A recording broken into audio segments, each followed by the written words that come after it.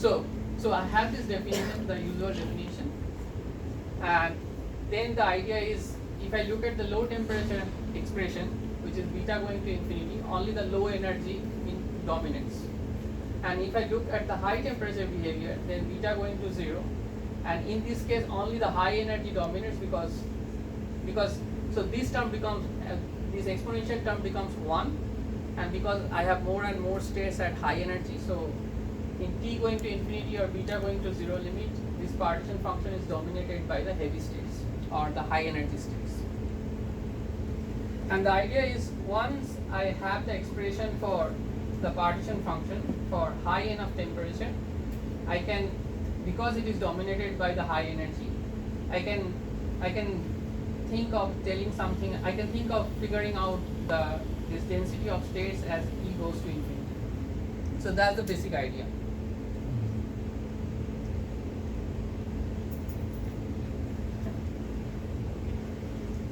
So now we have this basic picture, we can go further. So we can look at the low energy data. So as I said, the partition function at low temperature is controlled by the ground state energy. And in CFD it turns out the ground state energy is universal and is only controlled by this the parameter called central charge. So that means for any kind of safety, once I know this number central charge, this behavior is fixed. And once I know the low temperature behavior, I do the trick I was mentioning, that I do a S modular transformation, which takes tau to minus 1 over tau. So beta over 2 pi becomes twice pi over beta.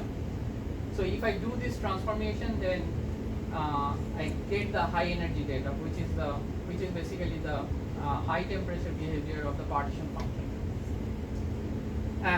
And once I have the high temperature behavior of the partition function, I have to do some trick to figure out the density of states from this behavior. Okay. So at this point, we observe one more thing, which is the following. So because the partition function can be written in this way, so this is nothing but a Laplace transform of the density of states. And because it is a Laplace transform of density of states, one can try to figure out the density of states by doing some inverse Laplace on this partition function. And we recall the dominant contribution at high temperature is from the heavy states. So our next step is to take the high temperature expression for the partition function and do an inverse Laplace transformation. Once we do that, we can hope to get this rho of for E being very large. So we do that. If we do that, we can see that as E goes to infinity, this density is given by this Bessel function. And this can also be done, the integral can also be done by Saddle-Born method. And if I do an asymptotic expansion for large E, then I will get some exponential growth, exponential square root E growth. So this is the famous Cardy formula for density of states in two-dimensional CFD. And this is also one of the most basic examples of modular bootstrap, where I can use modular invariance to say something about the asymptotic behavior of some physical quantity, which is here the density of states. So this is some sort of continuous approximation to some total modulus? Yeah, so I will come to that. So that's one of the problematic features of this analysis, where I'm approximating bunch of delta functions with a smooth function. I'll come to that. So also one can make this analysis sensitive to something called Virasoro primaries instead of all the states. And this analysis can be done only for central charge greater than 1, where the character is completely known and there are no null states. And there also the density of states is given by a Bessel function, but the index changes and the central charge gets shifted by a factor of 1. And this also shows a nice thing that for central charge, because this blows up, right? So for central charge greater than 1, we need to have infinite number of Virasoro primaries, which is in sharp contrast with the CFTs for central charge less than 1, where we only have finite number of Virasoro primaries. So where in the previous argument did you use the assumption that C was less than 1? You did. No, in RDR case, C can be anything. So the idea is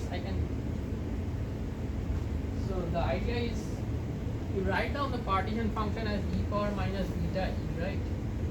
So where this e can be written as h plus h power minus e over here. So here the sum is over all the things like primary and the descendants. But now you can regroup the whole thing as e power minus beta h primary power minus c over 12. And for each primary you can count how many descendants are there. It's just the partition of integer. And if there is no null state, then this whole thing can be given by beta q, the Dedekind eta function, because that's the generating function for partition of integer. And it is important that there is no null states, because otherwise the things will be truncated. And this is only guaranteed when c greater than 1. This might like, I'm still missing something. The analysis before this page Yeah. was generic, right? It did not require that C be greater or smaller than 1. Yeah, right. So here when I say density of states, so I see what you are saying. So the point is here there is an exponential growth, but that growth is coming from the descendants, not the primaries. Right. But here I can make the analysis sensitive to primaries. Oh, this is density of primers. Yeah, Okay, right. Sorry, I didn't. Sorry. Yeah. I should have read the first line. Sorry. Go ahead. You should call it something. Yeah, change the Yeah, I name. have used the same rule. Yeah. Rows of P. Yeah. EP. Yeah, and also I use the Virasoro primaries because I don't like the fact that in higher dimensional CFT by primary you mean something else.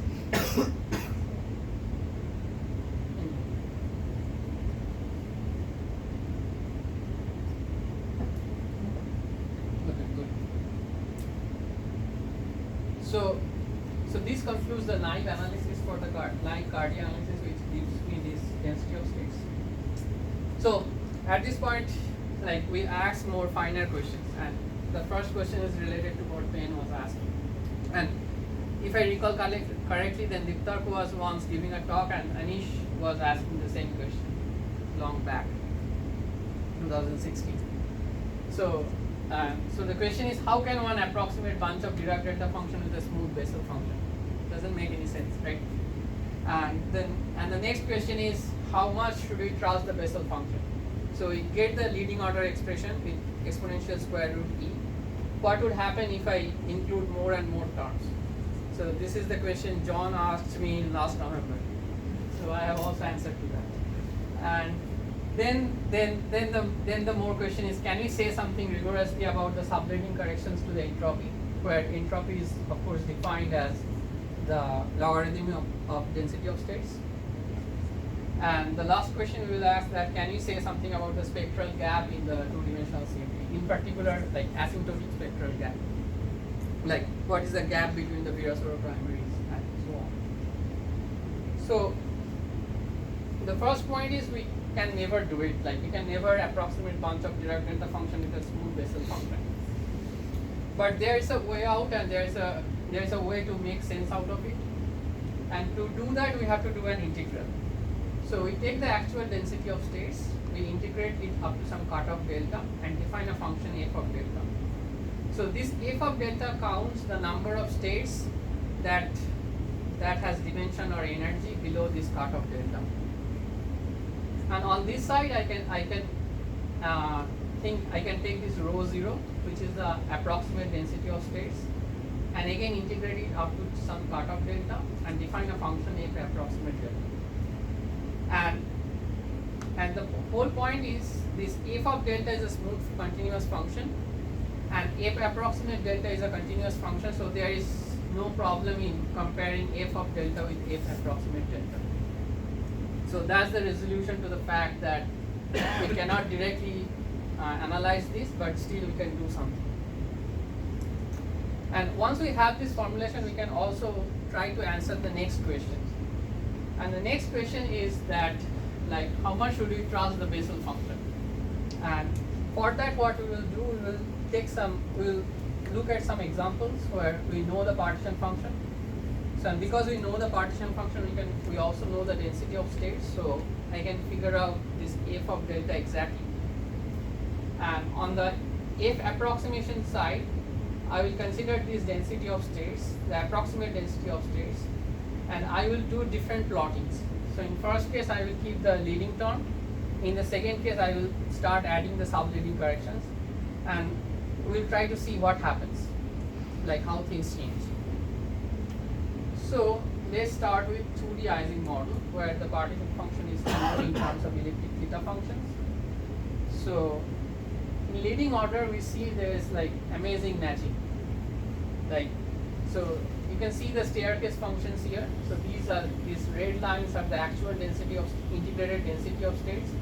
And you can see it's like stair-like because whenever there is a jump, that means you are picking up some states and the function jumps up.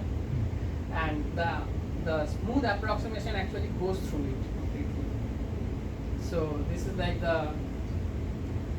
I don't know, like you really feel happy after plotting this. And then you can do the same thing for the monster CFT also. I guess I don't have the monster thing here, but yeah. But if for monster CFT and for other extremal CFTs, you can also see the similar kind of matching happens with the leading result, like exponential square root. Now suppose what happens if I add some subleading corrections. So this red one is the original leading one, and this black one is the after I add the extra subleading term, and you can see the error actually goes up. And naively it might seem like a constant shift, but so Ben was pointing out to me whether this is a constant shift or not, but this is not really a constant shift because so we know that these are basically subleading approximations, right? So the difference between these two curves should go to 0 as delta becomes very large. So we try to plot the difference between this right and the wrong on this side. And you can see that it asymptotes to 0 as expected because it's a subleading correction. And it asymptotes from the negative side, which means that if I add more subleading corrections, then actually the error goes up. So this difference is positive. So red minus black is negative. So on this side you have all the negative numbers. So and you can see the same pattern in monster CFT and other extremal CFTs also. If you add subleading corrections, the error actually goes up. So the thing is like if you do the naive Cardi analysis, it's a kind of a trap because you can do a saddle point approximation, you can figure out the smooth Bessel function, then you are always tempted to do one step ahead, but that's a trap because that will make things bad. So that's one point. So yeah, you're saying this is indication that the function is high. The next one would be worse. Yeah, so I guess there are 2 points.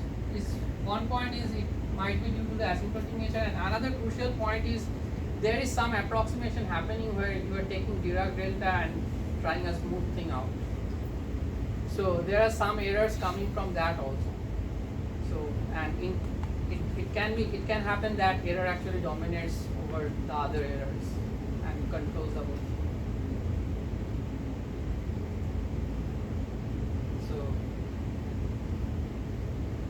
So you cannot do better.